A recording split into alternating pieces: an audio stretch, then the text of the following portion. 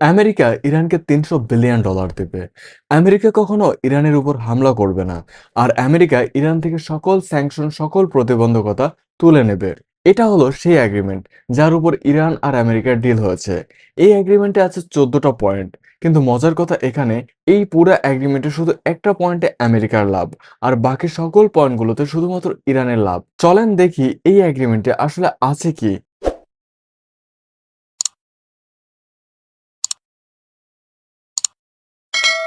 Point number 1, America আর ইরানকে সব জায়গায় যুদ্ধ বন্ধ করতে হবে, যেখানে অবশ্যই ইরানের লাভ।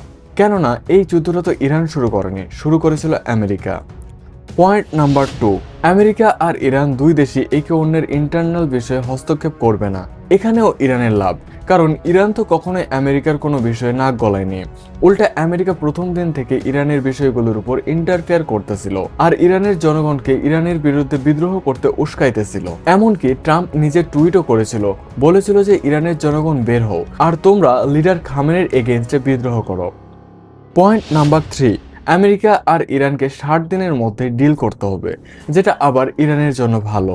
পয়েন্ট নাম্বার 4, আমেরিকা যে ইরানের নেভির উপর প্রতিবন্ধকতা লাগিয়েছিল, জলদি সেটা তুলে নিতে হবে, যার ফলে ইরানের নেভি আর সৈন্যরা আবারও একবার স্বাধীন হয়ে যাবে, আর ইরানের সকল বড় বড় পোর্টস খুলে যাবে।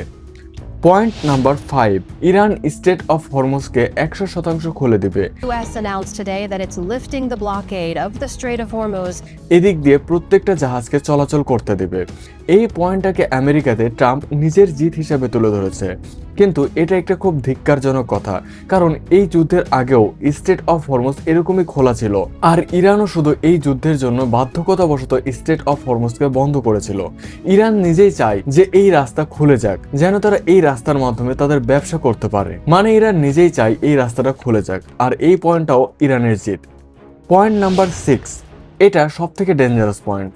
এই পয়েন্টে ট্রাম্প বলে যে যদি ইরান চুক্তির পর ভালো বিহেভ করা শুরু করে, তো চুক্তির পরে আমেরিকা ইরানের অর্থনীতিকে আবার পুনরায় সচল করতে $300 বিলিয়ন দিতে পারে। এটা অদ্ভুত বিষয়, আমেরিকা এমনটা কেন করতেছে?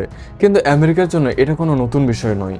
আজ থেকে অনেক বছর আগে যখন আমেরিকা ওয়ার্ল্ড ওয়ার 2 শেষ করার জন্য জাপানের 2টা শহরের উপর অ্যাটম বোম ফেলেছিল, তো তারপর এই যুদ্ধের পর আমেরিকা জাপানকে ফান্ডিং করে জাপানের অর্থনীতিকে পুনরায় তাদের পায়ে খাড়া করেছিল, যেটাকে মার্শাল প্ল্যান বলা হয়। আর এজন্যই আজ জাপান এতটা স্বয়ংসম্পূর্ণ।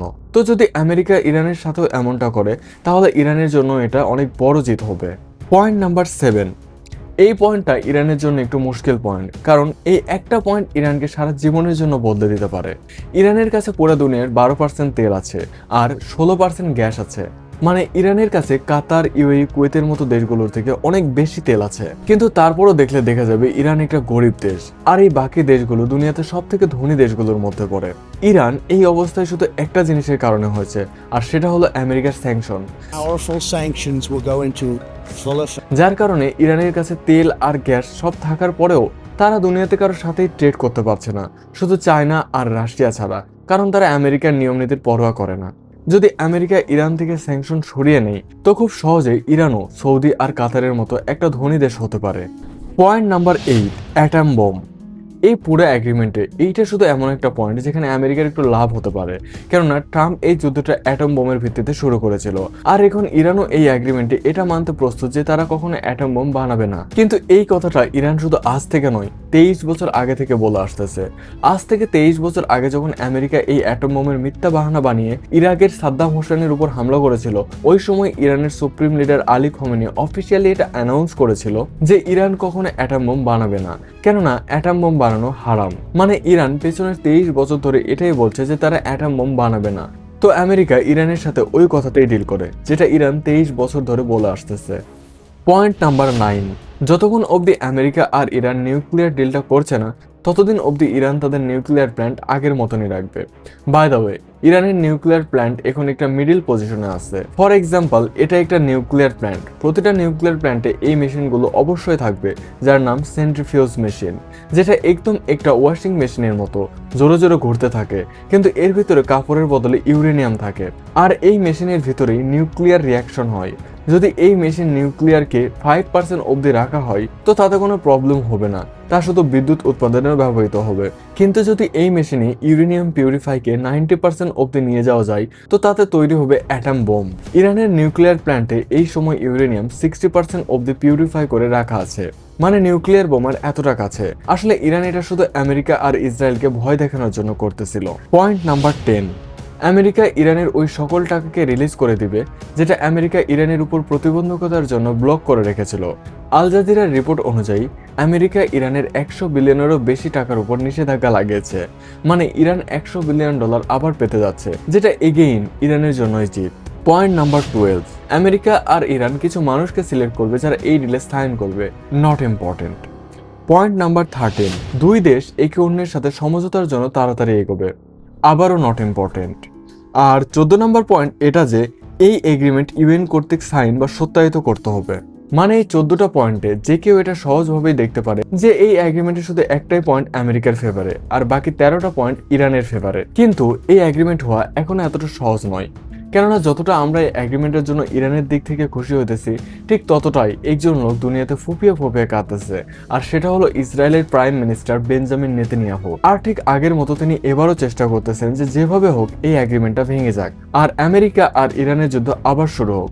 এখানে একটা জিনিস দেখার আছে, যখন পুরো দুনিয়ার ইরানের দিকে মনোযোগ ছিল তখন নেতানিয়াহু তাদের বাহিনীকে লেবাননে হামলা করার হুকুম দেয়। আগে তো এই হামলা জাহাজ আর ড্রোন দেওয়া হতো, কিন্তু তারপর ইসরায়েলের সৈন্যরা লেবাননের বর্ডার ক্রস করে ভিতরে ঢোকে আর সেখানে অনেক হত্যাকাণ্ডের মাধ্যমে এই সকল এরিয়া দখল করে নেয় ইসরায়েল। যখন আমেরিকা আর ইরানের যুদ্ধটা শেষ করতে চায় তখন ইসরায়েল একদমই তৈরি নয় এতে। এখন কিছু সময় পর পর ইসরায়েল বারবার লেবাননে হামলা করছে। ইসরায়েল এতটা ফ্রাস্ট্রেট হয়ে গেছে যে ইসরায়েলের পার্লামেন্টের মিলিটারিরা ওপেনলি আমেরিকা আর ট্রাম্পের বিরুদ্ধে কথা বলছে।